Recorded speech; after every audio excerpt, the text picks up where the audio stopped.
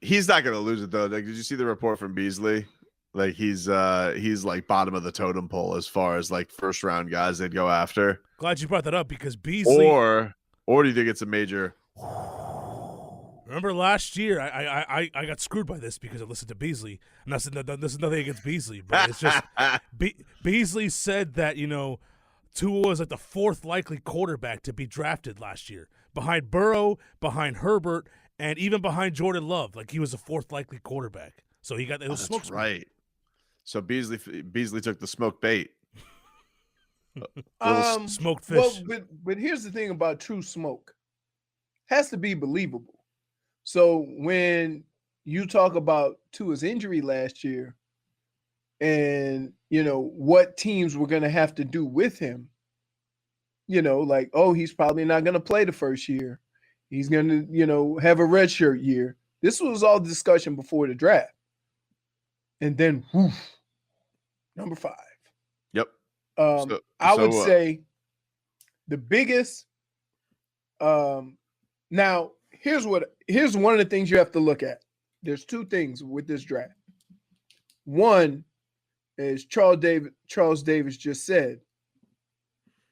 The only team that really wants Mac Jones is San Francisco.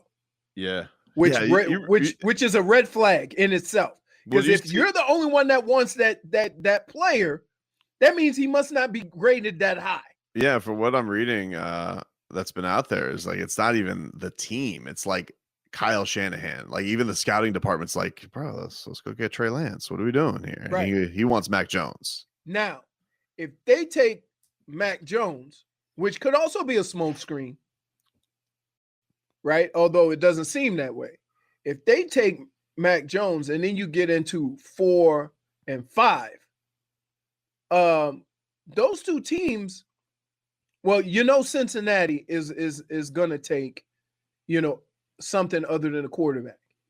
But if you're Atlanta and they take Mac Jones and you literally have the pick of 2 quarterbacks that you probably had graded higher than Mac Jones, and you pass on them, this doesn't happen very often in the draft. And so I would be shocked. I would literally be shocked if Atlanta passed up on both of those quarterbacks and just rode their quarterback out. Given their cap situation, I mean, if they trade down, go from 4 to 9, the 9th pick isn't going to cost as much as the 4th pick. I mean, but it's not that much of a damn difference. Robbie, do you have a Kyle Shanahan from yesterday where he's acting like a crazy person? If you don't, I'll just play it off my phone. Because yesterday, Kyle Shanahan was asked about he was asked about Jimmy Garoppolo standing on the team. And he's a lunatic. I can't guarantee that anybody in the world will be alive Sunday, so I can't guarantee who will be on our roster on Sunday. So that goes for all of us. Why are football coaches such weirdos? Because here, I can't. What if Earth's not here on Sunday? I would say this about people in general. Sometimes, and a lot of people got in trouble for this, in their efforts to be creative in the way they deliver a message, people say some of the most asinine things that you could possibly say. It was like Masvidal, got too cute. But that's it. And usually in our business, it's immediately followed by a Twitter apology. So be careful. Just say what you mean. The answer would have been no. I mean, you're also talking to the guy that thought it was a genius move to only run the ball 4 times after being up 28-3 in the Super Bowl. Yeah, boy wonder. True that.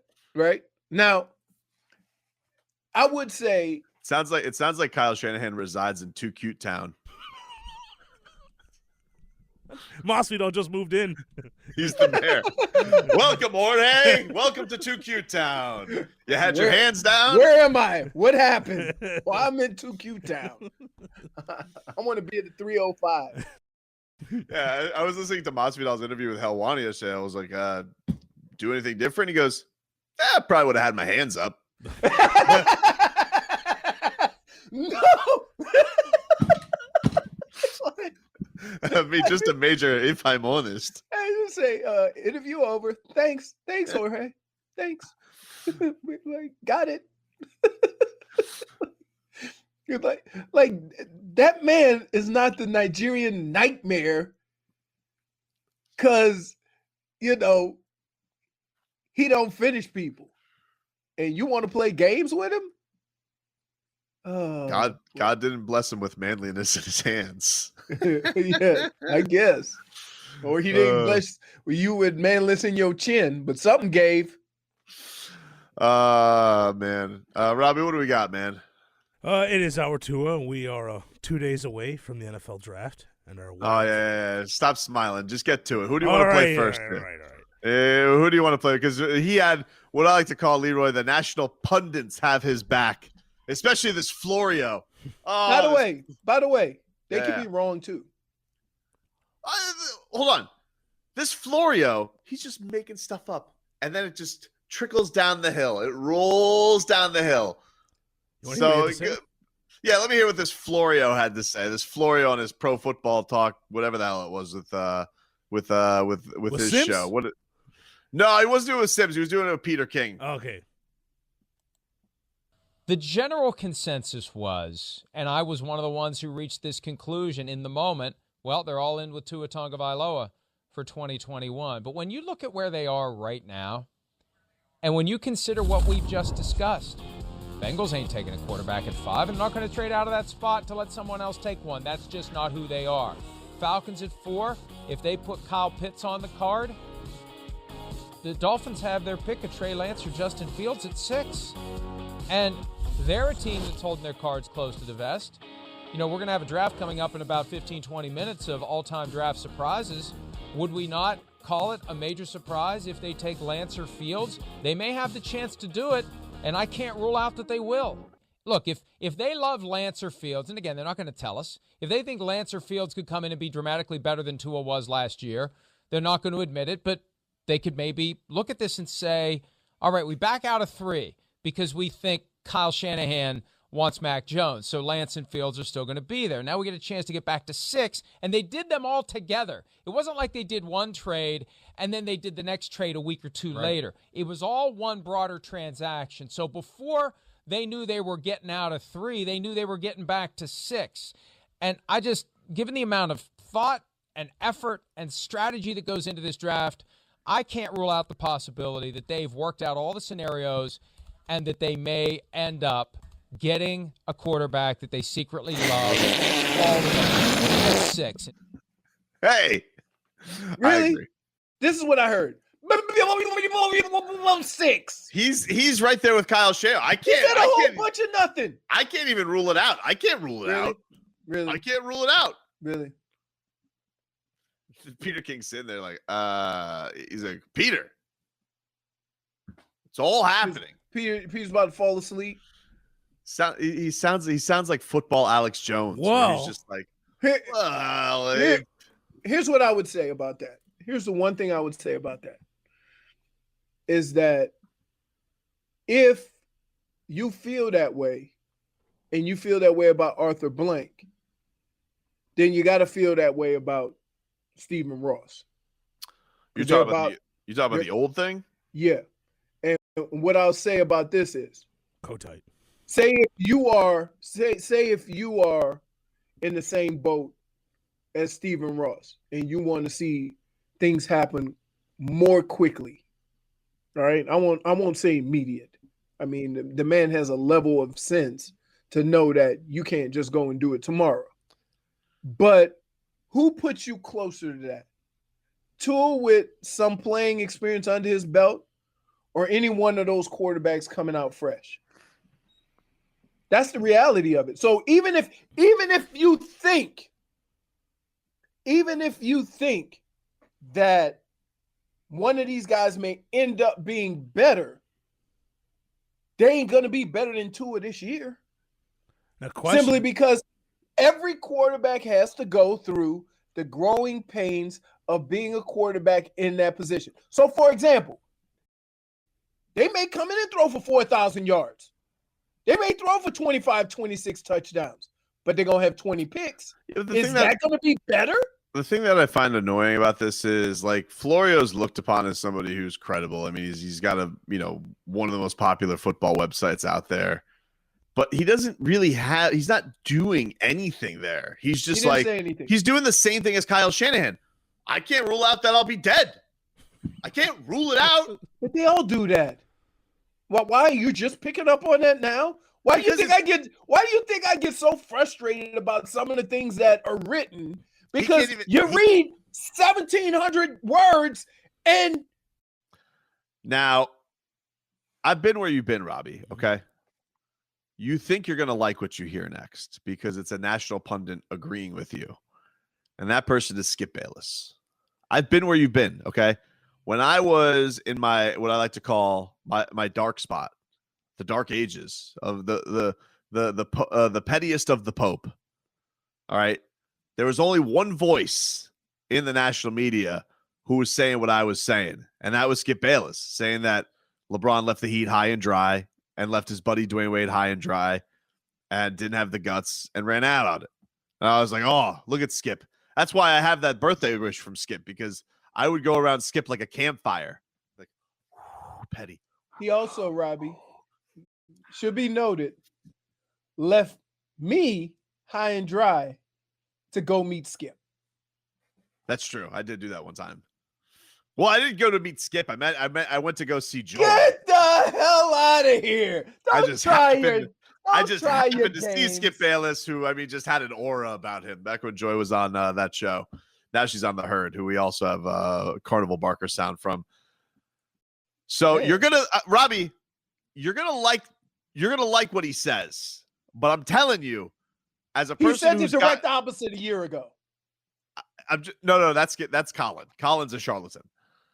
Skip, apparently he's been on this Tua train. I don't know. I haven't watched much of Skip Bayless. Like I said, I had to get away from the dark ages, Leroy. They call him Sith Bayless. Yeah, you have to be careful, Robbie. So I just want you to know you're gonna like what you have to hear, because he's gonna basically parrot everything you've been saying. Let's hear Palpatine. Be forewarned. The dark arts, they can take you to a bad spot. Here's Skip Bayless. If I'm the Miami Dolphins, I swallow my considerable pride and I take a quarterback at number 6, because Tua will never, ever be the answer. I dug in on this ahead of his draft, and yet I dug in even more after I watched him last year, because he has lost a lot of mobility because of his hip surgery. It was career-threatening. Yes. And reportedly, he had 5 different surgeries while he was still at Alabama. He's only barely 6 feet tall, if that, and he's a soft armor. And then I hark back to the piece that was written in the Miami Herald. It was Armando Salguero's piece. He talked to 3 anonymously Dolphins players, and they were shocked that in game number 7, that Fitzmagic lost his job in favor of Tua. It shook up that locker room. I raised my hand. I was shocked, too. Yeah, okay. And according to the article, the players aren't sure whether Tua will ever be good enough to compete with the elite quarterbacks in the AFC. That's true. That's what I believe. Like, you'll always be frustrated because he's only this good, and they're that good and that good and that good all around you. Right. Even within the division. He'll never be as good as Josh Allen. I don't know who Belichick's going to wind up with. I don't know which way the Jets are going to go, but Zach Wilson will lead. I don't think he'll ever be as good as Zach Wilson.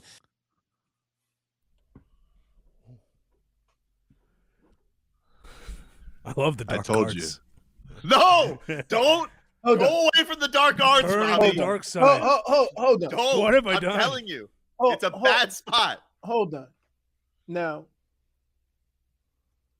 first of all, to make his point, he made it sound like Tua had 5 hip surgeries. That's right. He did not. He did not. Right. So let's get that. First of all, he made it seem like he was uncovering some secret there. Like, right. The other thing is that playing at 100% and saying that you're 100% are two different things. And clearly we could see that, maybe he wasn't all the way there. But he got valuable playing time. And for anybody, like, one of the things I hate about sports is the numbers never speak for themselves, right? So if I take any rookie quarterback and go 11-5, if you go to David Carr's rookie year, where he completed 70% of his passes, he still threw a lot of picks. If you go to a lot of rookie quarterbacks, no matter how good they've been, the one thing they couldn't avoid were all the picks. Now, maybe it's because they took more chances or whatever. I'm willing to go out on a limb and say, look, Tua has picked up a skill that not many young quarterbacks pick up in their first year. He may not have the strongest of arms. Well, okay. That was the most insulting part to me when he calls them a soft armor. A soft armor. That cut deep, and I did not like that. Can I ask you a question? I didn't like that. Isn't Drew Brees a soft armor? Yeah, he's in soft armor, but he got. I mean, like Drew Brees, as he got older, got a soft armor. Like I didn't feel like he was like that even earlier. No, he didn't have. He never. He was. I know he never had. I know he never had. But he threw darts, dude. Right. So I mean, let's be careful with coming to these conclusions about a first-year player. Soft. Like we all look. Pennington's a soft armor. We all knew that Tua's first year wasn't going to be the final Tua player we were going to get. Either he wasn't going to play, or if he played, it was going to look something like that.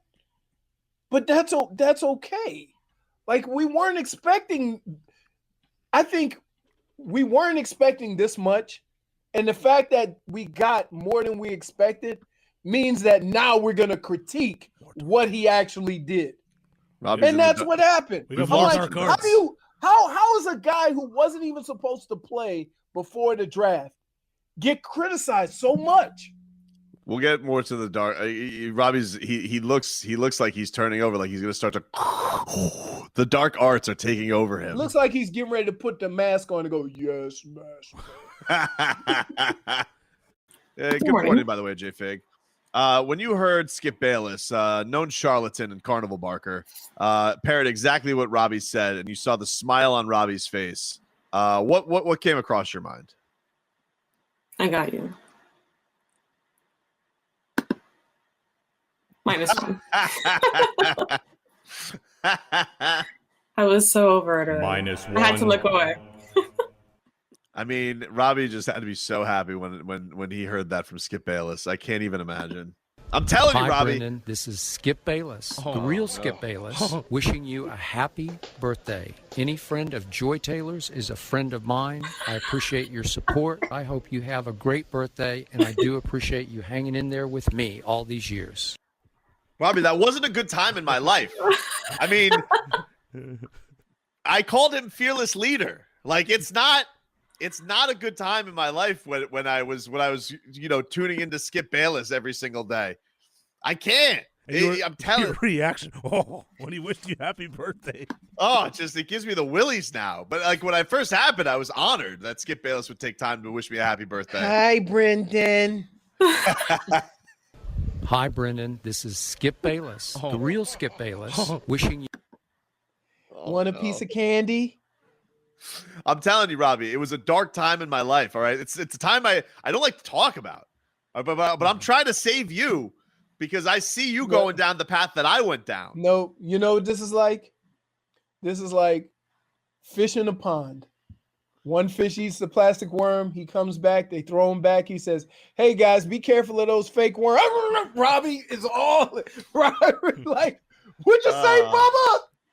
We've been playing a lot of the dark arts today. Been some really just wild Dolphin stuff that's been out there in the national media. First, you had this Mike Florio, who's just stirring the pot with his pro football talk, basically saying can't rule out the Dolphins taking a quarterback at number 6. Even though Chris Greer, Brian Flores been saying Tua is their guy now for about 7 press conferences in a row. But he can't rule out, just like Kyle Shanahan can't rule out that we're all going to meet our peril on Sunday. Some things you just can't rule out. And Skip Bayless, he came in off the top rope, and he agrees. Dolphins should take a quarterback at 6. Called Tua a soft thrower. All right.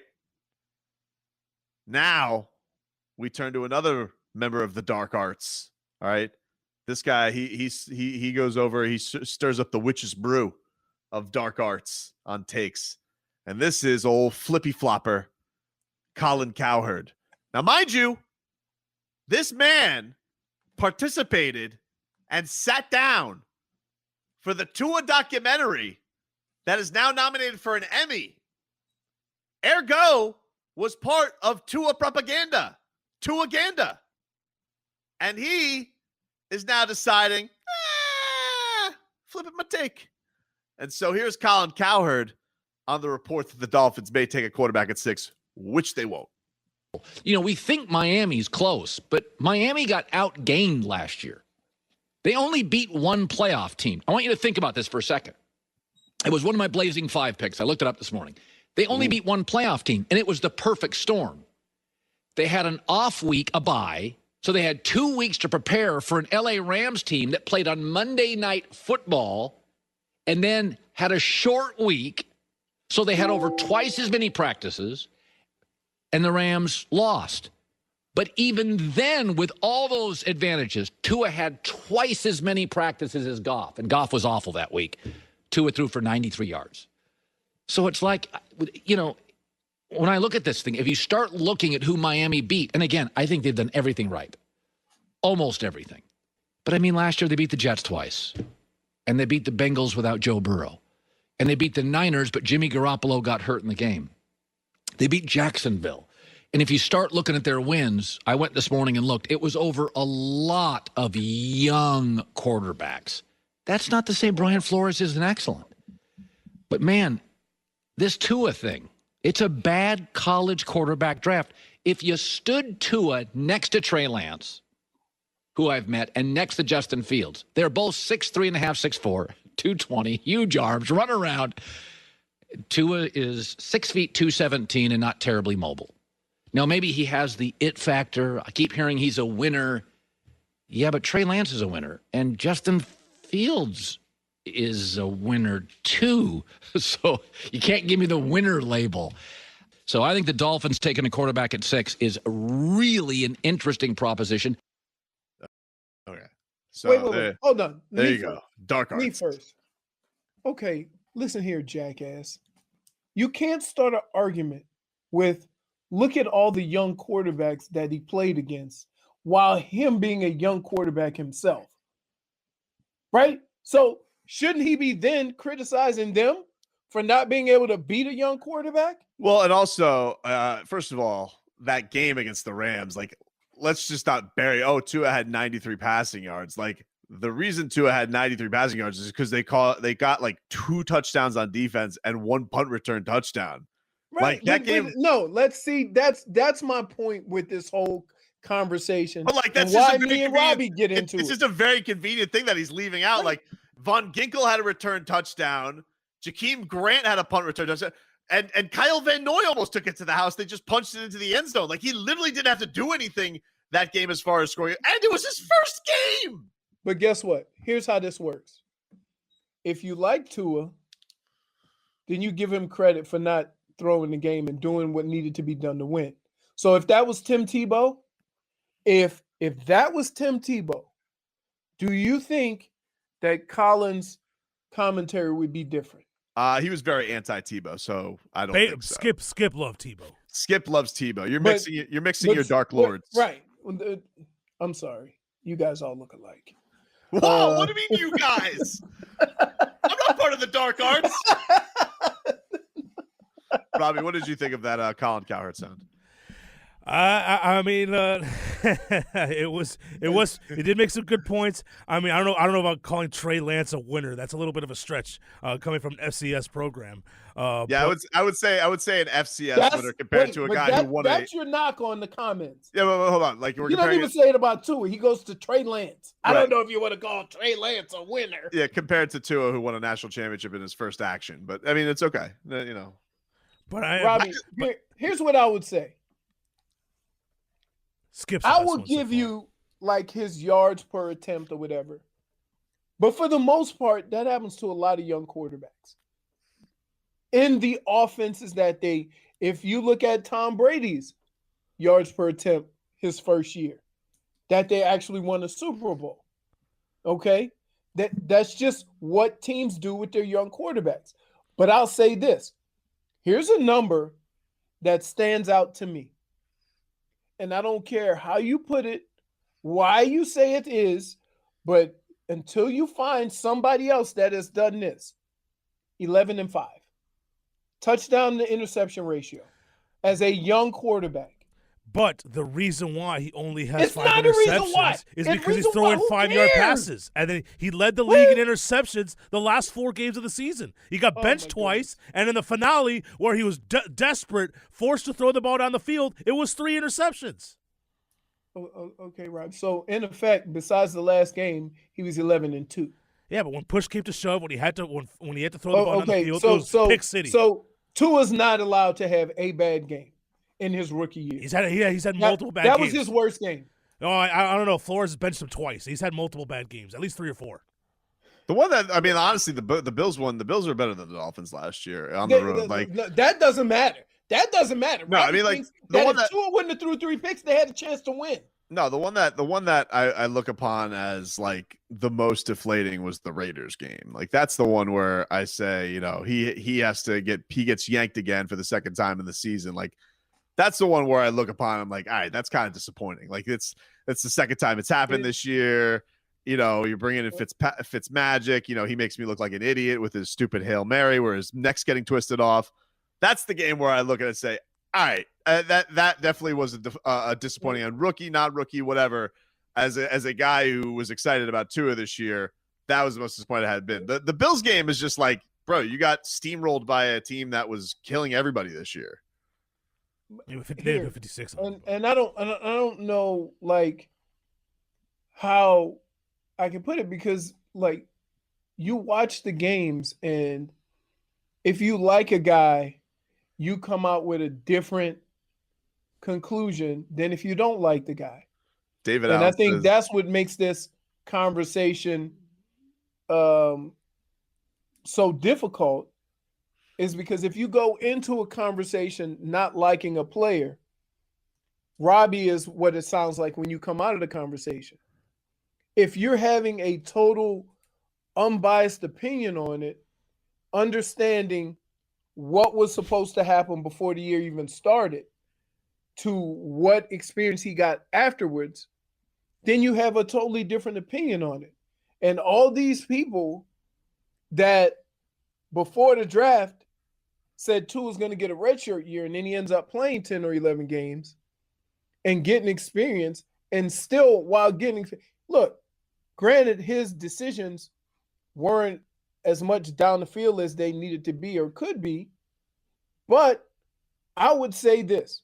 When a quarterback who has thrown the ball down the field all of a sudden starts throwing the ball shorter, I promise you it had something to do with what the coaches were telling him before he got into these games. It doesn't just all of a sudden happen. Tua was never a guy that was known to just check it down and have these short yards per carry or whatever. Alabama. And then Henry Ruggs would take it 76 yards. That was his Alabama career. He did do that when he won the championship and threw it down the field to Devontae Smith, one of the greatest shows you've ever seen. Yeah, Heisman winner. No, Heisman winner. Heisman winner that he threw a dart. Heisman winner that he threw a dart to. The safety blew it. How about the throw he had down the sideline in what game was it? Last year with the Dolphins. Tua, that championship game, Tua did a Fitzpatrick. He came in at halftime, created a spark. That was a Fitzpatrick game for the Tua. Oh, everybody, Like, the guy Robbie, everybody is loves. there any? What can I ask you a question? And so let's get this on tape. What could Tua do to change your mind? Throw it down. We really don't have. We don't have time. We really don't. We don't have time to answer. Q&A. that We can question. Q&A this. We can Q&A this. You can Q&A. That's fine. If you guys want to go to Twitch Q&A, I'm sure JFig's going to want to throw a computer through a wall. But as David Allen says, I am the true Dark Lord because I keep bringing up Tua debates. But I just find it ridiculous. We're having debates about the Dolphins are taking a quarterback at 6, and everybody's just like, interesting. It's like, So what? stupid.